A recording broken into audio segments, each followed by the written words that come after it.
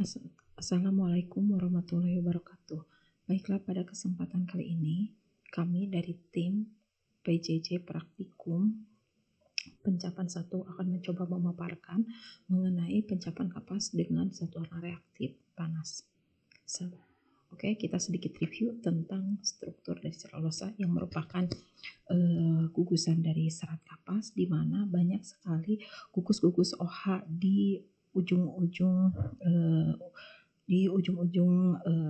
tangannya, di mana gugus OH ini yang akan menyebabkan serat selulosa itu sangat bersifat hidrofil dan memiliki reaktivitas yang tinggi terhadap zat kimia maupun pewarna. Kita beralih ke zat warna reaktif. Zat warna reaktif ini merupakan zat warna yang dapat bereaksi kimia dengan serat selulosa dengan ikatan yang sangat kuat, yaitu ikatan kovalen, sehingga zat warna ini merupakan bagian dari serat. Ikatan terbentuk dari reaksi antara gugus reaktif pada zat warna reaktif dengan gugus OH, SH, NH2, dan NH yang terdapat di dalam serat. Oleh karena itu, karena zat warna ini merupakan bagian dari serat, zat warna reaktif memiliki ketahanan cuci yang sangat baik, sehingga ketahanan lunturnya sangat baik. Secara umum, struktur molekul zat warna reaktif memiliki 4 komponen, yaitu yang pertama adalah gugus pelarut. Gugus pelarut di sini menyebabkan zat warna reaktif memiliki sifat mudah larut di dalam air. Biasanya gugus pelarut ini adalah gugus sulfonat maupun gugus karboksilat. Kemudian komponen lainnya adalah adanya kromofor. Kromofor di sini sebagai pembawa warna yang menentukan arah dan corak warna pada suatu molekul zat warna. Umumnya, kromofor yang dapat ditemui dalam struktur molekul zat warna reaktif adalah jenis azo, antrakinon, dan talosianin. Kemudian ada dalam struktur zat warna reaktif ada yang dinamakan gugus penghubung. Gugus penghubung adalah gugus yang menghubungkan antara kromofor dengan gugus reaktif. Gugus penghubung di sini ada contohnya adalah gugus amina, sulfoamina, dan amida. Gugus reaktif adalah gugus yang dapat bereaksi dengan serat. Di dalam gugus reaktif ini biasanya terdapat gugus lepas. Gugus lepas ini ya yang akan terionisasi di dalam air, sehingga zat warna reaktif dapat dengan mudah bereaksi dengan serat. Zat warna reaktif dapat digolongkan kepada jenis zat warna anionik karena sifatnya di dalam air yang akan terionisasi menjadi gugusan negatif. Penggolongan zat warna reaktif. Penggolongannya bisa berdasarkan reaksi maupun berdasarkan cara pemakaian. Berdasarkan reaksi yaitu ada yang dapat mengadakan reaksi adisi, dan golongan yang kedua ada yang dapat membentuk ikatan pseudoester. Kemudian apabila penggolongannya berdasarkan cara pemakaian, ada yang dapat dilakukan dengan cara dingin dan dapat dilakukan dengan cara panas. Pemakaian dengan cara dingin hanya dikhususkan untuk zat warna reaktif yang memiliki kereaktifan tinggi. Sebaliknya, penggunaan cara panas hanya diperuntukkan bagi zat warna reaktif yang mempunyai kereaktifan rendah. Ini adalah contoh dari zat warna reaktif panas. Berikut coba saya ilustrasikan mengenai struktur molekul atau bagian-bagian dari zat warna reaktif. Ini adalah gugus pelarut. Kemudian ini adalah kromofor azo. Ini kromogennya, pembawa warnanya. Bisa dilihat di sini ada lingkaran resonansi. Kemudian ini adalah gugus penghubung dan ini gugus reaktif, di mana dalam gugus reaktif terdapat gugus lepas. Gugus lepas di sini adalah contohnya Cl atau senyawa klorida. Kita lanjut ke alat dan bahan. Alat yang digunakan adalah kasa bermotif, rakel, meja print, mixer, mesin steamer, pengaduk, neraca analitik, hair dryer, dan batang pengaduk. Sedangkan bahan yang akan digunakan yaitu kain kapas, pengental alginat, zat warna reaktif, Na2CO3, NaCl, NaOH 38 derajat bumi, zat anti reduksi, urea, dan tipol. Untuk resepnya sendiri, penggunaan pengental alginat dalam larutan induk yaitu sebanyak 12%.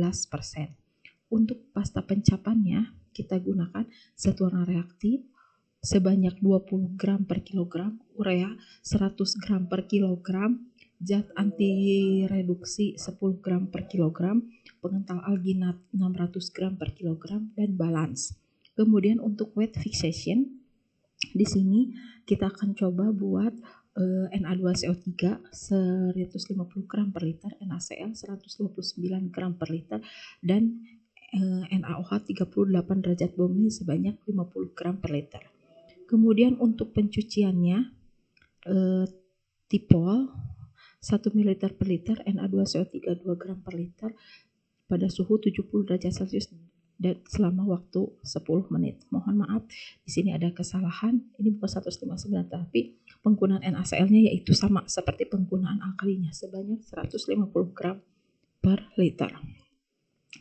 Fungsi zat yang digunakan di sini adalah zat warna reaktif, kemudian pengental alginat, kemudian penggunaan Na2CO3 dan NaOH 38 derajat bumi, urea, serta NaCl. Dapat dilihat di sini untuk fungsi zatnya. Kemudian untuk diagram alir di sini akan dibedakan beberapa metode teknik pencapannya, yaitu diagram alirnya, yaitu yang pertama adalah pad steam. Dengan cara pad steam, mula-mula pekerjaan akan dimulai dengan proses pencapan, dilanjutkan ke pengeringan, kemudian dilakukan proses fiksasi melalui proses steaming, kemudian dilakukan proses pencucian dan pembilasan. Metode yang kedua adalah pad alkali shock, yaitu pencapan tanpa dimasukkan alkali, kemudian dilanjutkan ke pengeringan, dilanjutkan dengan alkali shock pada suhu 90 derajat Celcius selama 20 detik.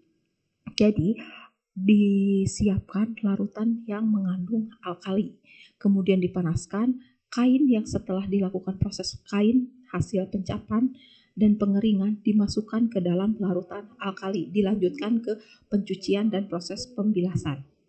Selanjutnya adalah proses pad batch. Pada proses pad batch di sini dimulai proses pencapan, kemudian proses pengeringan, proses batching selama 24 jam, dan dilanjutkan proses pencucian dan pembilasan. Untuk yang terakhir adalah pad alkali pretreatment. Jadi, tahapan yang pertama dilakukan adalah pencapan blok alkali tanpa pasta warna. Kemudian dilakukan pengeringan, baru dilanjutkan ke pencapan pasta warna, pengeringan, di steam, dan kemudian dilakukan proses pencucian dan pembilasan. Berikut adalah data hasil percobaan yang sudah dilakukan.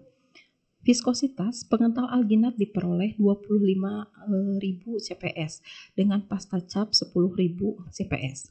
Ketuaan warna diperoleh di sini dapat dilihat untuk warna hitam dan kuning dengan nilai K/S. Semakin tinggi warna menunjukkan bahwa warna semakin tua.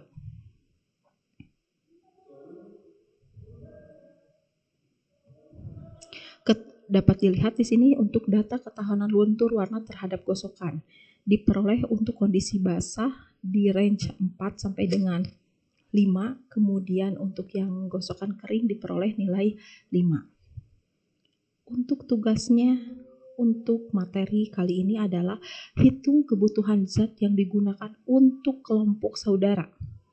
Berapa kebutuhan zat dari masing-masing zat yang digunakan untuk mengcover kebutuhan anggota kelompoknya. Kemudian yang kedua, lakukan analisa terhadap data yang disajikan.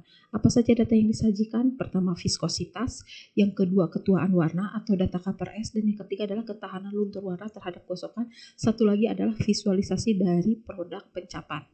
Itu yang dibahas di dalam bab diskusi. Silakan didiskusikan, dibuat laporannya sekomprehensif mungkin dengan berbagai referensi. Selanjutnya, tugas laporan dapat dikirimkan kepada dosennya masing-masing via email. Demikian untuk pengarahan hari ini untuk materi pencapan kapas dengan zat warna reaktif. Sampai bertemu di sesi selanjutnya. Selamat siang. Wassalamualaikum warahmatullahi wabarakatuh.